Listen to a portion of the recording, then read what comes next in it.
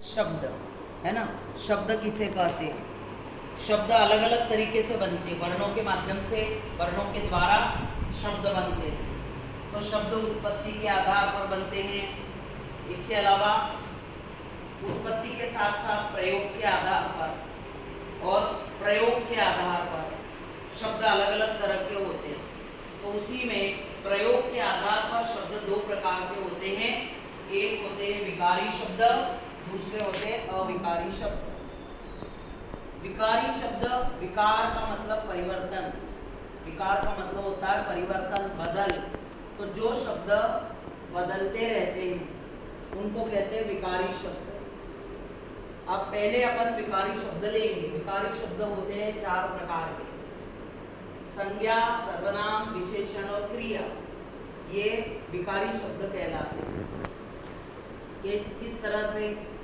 तो आप देखो, संज्ञा शब्द आपने बचपन से संज्ञा पढ़ी है। इसको कहते हैं संज्ञा। व्यक्ति, वस्तु, प्राणी, स्थान, भाव, इनके नाम को संज्ञा कहते हैं। संज्ञा शब्द जो होते हैं वो परिवर्तनशील है। कैसे?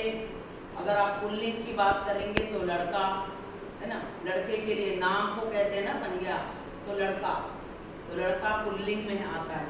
अगर लड़की का शब्द का प्रयोग करना है तो हम लड़की शब्द का प्रयोग करेंगे तो वो आ जाएगा स्त्रीलिंग। बहुवचन के लिए लड़का का लड़के।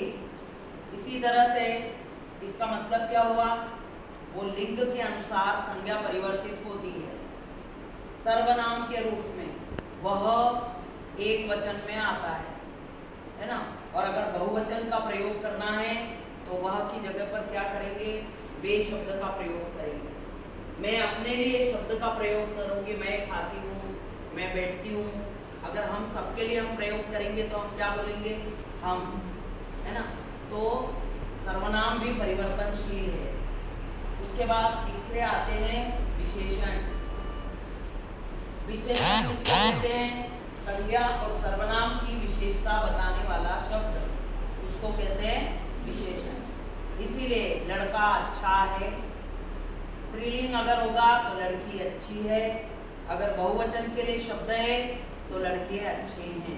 तो अच्छा, अच्छी, अच्छे, लिंग के अनुसार परिवर्तन होता है इसमें, विशेषण में। तो ये भी क्या हो गया? विकारी शब्द। संज्ञा, सर्वनाम, विशेषण, ये विकारी शब्द हो गए। उसके बाद आती है क्रिया। क्रिया को भी अब क्रिया किसको कहते हैं? अंग्रेजी में उसको बोलते हैं एक्शन वर्ड। हिंदी